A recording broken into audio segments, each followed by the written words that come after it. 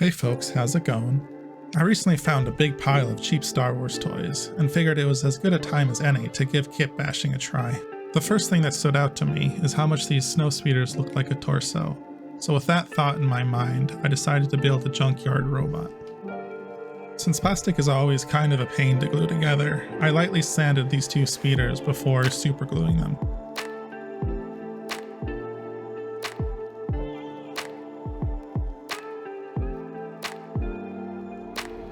With the snowspeeder torso as the base, I began to look at the other toys to see what I could add on to that to make the robot.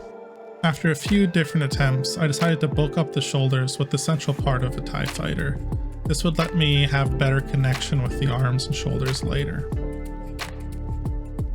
Similarly, to give the legs a better place to connect to, I cut out another central part of the TIE fighter while keeping more of the wings attached. Before attaching Darth Vader's TIE fighter as the head, I had to add a neck to give enough space between the shoulders. After which I added a few accessories to make it look a bit more like a Gundam. And then it was on to some appendages.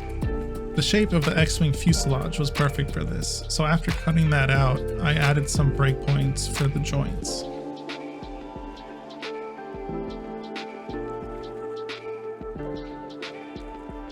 And then after making the joint out of some random circular pieces, I assembled everything back together.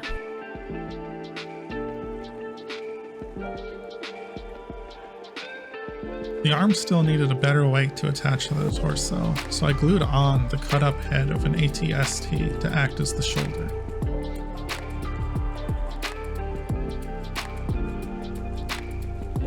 And with the arms out of the way, I repeated a similar process for the legs. But instead of using the front of the X-Wing, I extended the legs by gluing together two portions of the AT-ST leg.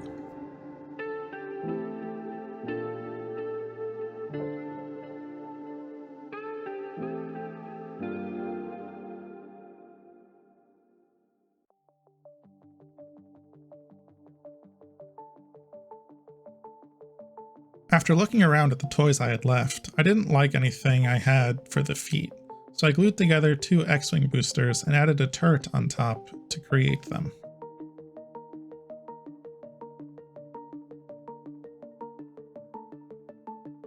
And with that all done, I could finally start assembling everything, which honestly was a bit of a pain. There wasn't a lot of surface area of contact between the legs and the TIE fighter at the base, so I added these butt plates to add more support and protection.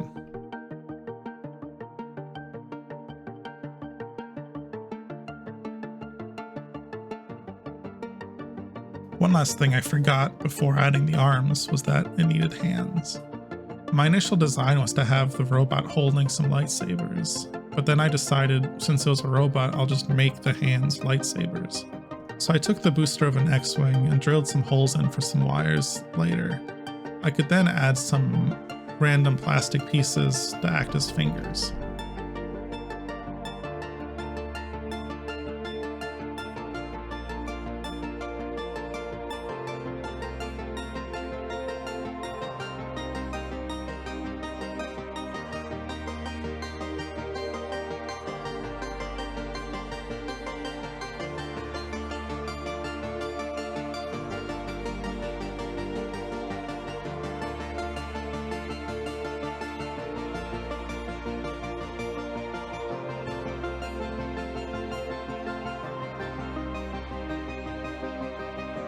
Once the robot was completely assembled, I began to run cable down to power the LED for the lightsabers.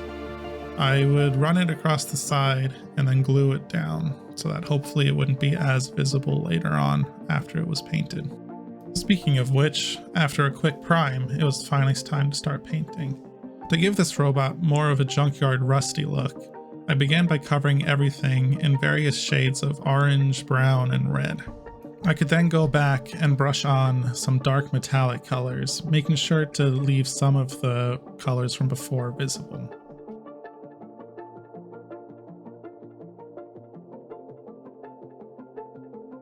I then went and painted all the windows black to make them stand out a bit more.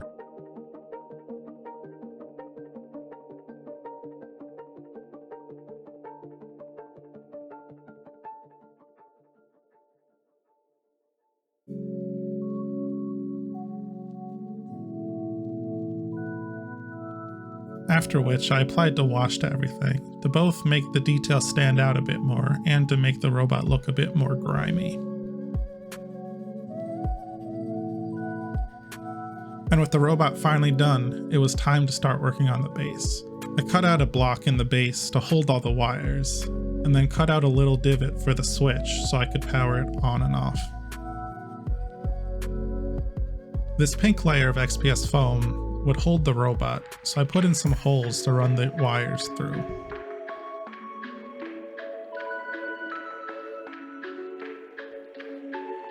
I wanted the junkyard to be on a rough planet, so I began by covering the base in a mixture of modeling paste, paint, and sand.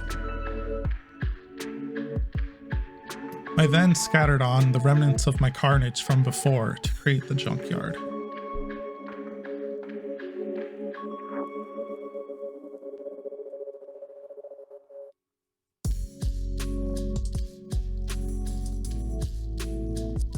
I smothered everything in some watered down glue and then strategically placed some modeling paste to hold everything in place.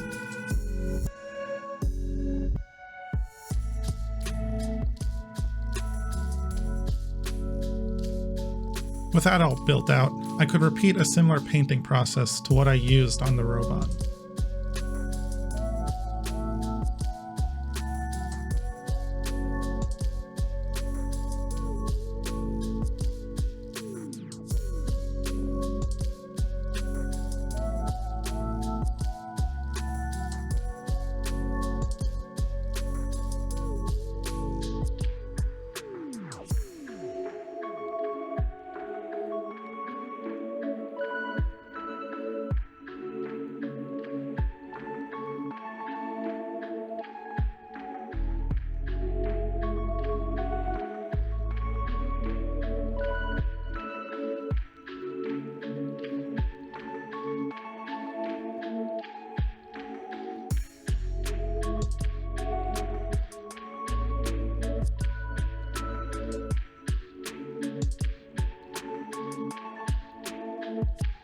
And then it was finally time to start assembling everything.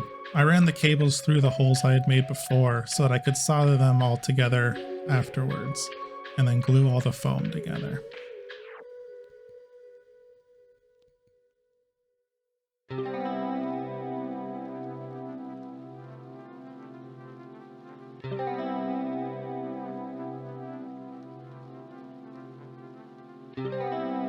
After a quick test of the electronic system, I finalized the connection of all the electronics and the straws that I used for the lightsabers.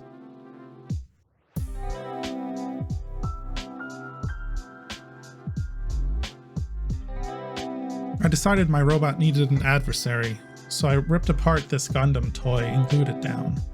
And then finally, to make the diorama look a little bit better without the lights on, I painted the straws in their appropriate colors and covered the sides in a black paint, after which I was happy to call it done.